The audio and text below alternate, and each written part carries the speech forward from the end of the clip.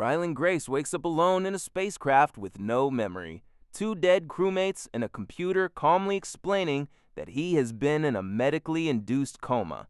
That is already a brutal morning. Then he looks outside and realizes the sun in the window is not ours. He is near Tau Ceti, almost 12 light years from Earth, with no clear idea how he got there or why the ship is missing its fuel. Little by little, his memory starts coming back. Grace is not an astronaut by training. He is a middle school science teacher who got dragged into a global emergency because humanity discovered a line of strange particles stretching from the sun toward Venus. The particles are called astrophage, and they are not just floating around looking creepy. They are dimming the sun. That is the actual apocalypse clock. If the sun keeps losing energy, Earth cools down, crops fail, and eventually billions of people are in trouble. So Eva Strott, the person running the Petrova task force, needs somebody who can understand the biology of this impossible little star eater. Grace figures out how astrophage reproduces, which is useful science, and also immediately becomes the most dangerous fuel source anyone has ever found. Grace's first useful breakthrough is not a cure. It is a way to grow astrophage at scale by giving it the conditions it wants. That makes the emergency even stranger. The same thing draining the sun is now the one thing powerful enough to move a ship across interstellar space. Humanity is forced to build its escape plan out of the problem itself, which is a very bold engineering choice when one mistake can turn the fuel into a disaster. The task force discovers that the sun is not the only star with an astrophage problem. Most nearby stars are dimming. Tau Ceti is the weird exception. It has the same Petrova line, but it is not losing energy. That means something there is keeping astrophage under control. Earth does not have time for a polite research grant, so Stratt's plan is simple. Build a ship, send it to Tau Ceti, find the answer, and mail the answer home. That ship is Project Hail Mary. Astrophage can power it to near light speed, but there's not enough fuel for a round trip, so the crew is supposed to send their findings back on probes. The crew spends most of the trip in comas because 11.9 light years is not the kind of commute you fix with snacks and a neck pillow. Grace is there because the whole mission depends on understanding astrophage biology when they arrive. Back in the present, Grace gets the ship working just enough to learn where he is. He is orbiting Tau Ceti. His crewmates did not wake up. And then his instruments find something else nearby, another spacecraft. So the last surviving human on a one-way rescue mission discovers he is not actually alone, which is comforting for about 3 seconds until you remember the other ship is not from Earth. Before he can even meet whoever is out there, Grace has to work through the ship's immediate problems. His body is weak. The automated systems are trying to keep him alive. And every answer creates 2 more questions. The Hail Mary did reach its destination, but the mission has already gone wrong enough that he cannot simply follow the original checklist. He has to become the scientist, engineer, and surviving crew member at the same time. The visitor turns out to be an alien engineer from the planet Arid. Grace calls him Rocky because, at first glance, he looks like a giant rock with too many legs. Rocky's people are dealing with the same disaster. Their sun is dimming, and they sent one desperate scientist to Tau Ceti for the same reason Earth did.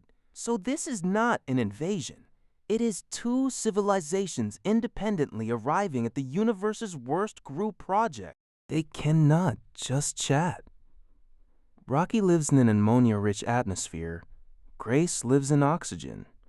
and their bodies are built for completely different worlds. But they can trade patterns, symbols, objects, and eventually language. The friendship grows out of actual problem solving. Rocky teaches Grace what Arid knows.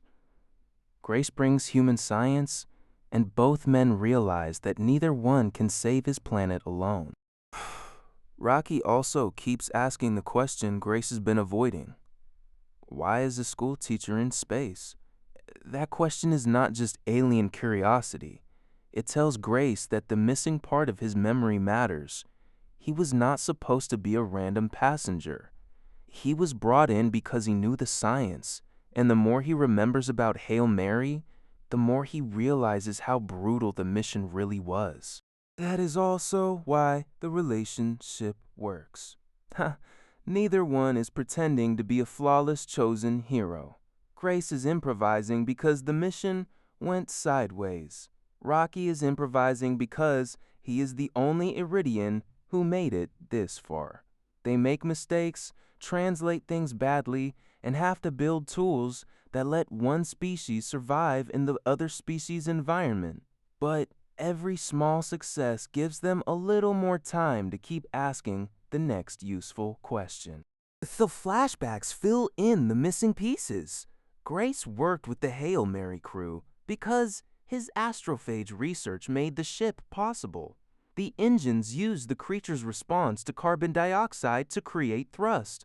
It is elegant, horrifying, and apparently the only way to turn microscopic space algae into an interstellar engine. Grace is brilliant at the biology. The astronauts are there to get the science home alive. Then the ugly truth lands. Grace had resisted going because the mission was effectively a death sentence. Strap believed the stakes were too high to accept his refusal, so the mission plan covered an early induced coma as a safety measure while the flashback makes clear she put him aboard anyway. It is not a cute recruitment story. Earth needed his brain badly enough that consent became negotiable. That also explains why Grace is terrified of the future. Even if they solve Tau Ceti, he does not have fuel to fly himself home. At best, the plan was always to send the answer back and die out there. Rocky hears this and refuses to treat it as normal. To Rocky, the first human he has ever met is now a friend, and friends do not casually accept that the other guy gets left behind because the spreadsheet says so. So, Grace and Rocky investigate Tau Ceti's planet Adrian, where astrophage seems to be behaving differently. Their key observation is simple. If astrophage goes there to breed, there ought to be more leaving. There is not. That means something on Adrian is eating it. Suddenly, they are not looking for a magical physics exception anymore. They are looking for a predator. They build a collector, skim Adrian's atmosphere, and nearly die pulling the sample back. But it works. They find a microscopic organism Grace calls Tamuba. Basically, an amoeba from Tau Ceti that eats astrophage. This is the breakthrough. If they can breed enough of it and send it home, Earth can release it into the Petrova line and stop the sun from being eaten. Getting that sample is not a free win. Their ships were not designed for a casual dip into a dangerous alien atmosphere. So the collection run becomes a precision maneuver with Grace working outside the hull and Rocky helping him survive it. The point is not that Grace suddenly turns into a perfect astronaut. The point is that the only way forward requires him to do a job he was never meant to do, because there is nobody else left to do it. Of course, the cure has a catch. Tamoeba dies around nitrogen, which means the strain they found is useless for Earth and arid as is. Grace does not solve that with one heroic speech. He runs experiments, selects for nitrogen resistance, and ends up with a version that can survive where it needs to go. The science is still movie science, but the story rule is clear.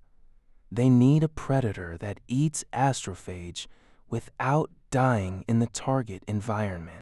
With the resistant Talmweeba, Grace and Rocky can finally make separate breeder tanks and prepare enough material for both planets. For the first time, the mission has an actual finish line. Grace can put Earth's Talmweeba in a probe and head toward home. Rocky can take Arid's share back to his people.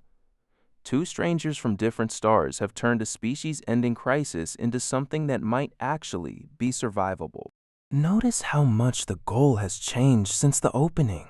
Grace started as the confused survivor of a human mission that looked doomed. Now, the plan only works because the human and the alien combined information neither civilization had by itself. Earth knew how to use astrophage for propulsion. Rocky's people could build incredible materials and think about the problem from another angle. Adrian supplied the missing biology. It is a proper chain of causes, not just a mystery box handing them a cure. And this is where the movie earns the friendship. Rocky does not understand the human word goodbye because his people do not really use it. Grace does. They know the math says they are heading in different directions, and they both know the other person is the reason either one made it this far. So they separate with the awkward tenderness of two scientists who have spent months saving each other's entire civilization. Grace begins the trip home, then the ship detects Talmweeba where it should not be. The microbes can get through Rocky's Xenonite ship into his fuel lines and eat the astrophage Rocky needs to travel. Rocky does not know this is happening. If Grace keeps flying to Earth, Rocky ends up stranded with no fuel and no way to fix a leak that is basically the material of his ship. This is the real final decision. Grace can still go home. After everything, he finally has that option. But he now knows Rocky is in trouble, and he has enough Talmweeba to help Arid survive if he turns around. So, the school teacher who was forced onto a one-way mission chooses, for himself this time, to go back. Not because Strat ordered him to, because leaving Rocky would mean abandoning the person who helped save Earth with him. The ending jumps ahead. Grace is alive on Arid, teaching Iridian children and still carrying Earth with him. Rocky is alive too, and he can finally introduce himself to Earth through the Hail Mary. That is the payoff. Earth gets its cure, Arid gets its cure, and Grace does not get the normal heroic return home. He gets a different life because he chose to save a friend instead of taking the last exit back to his old one.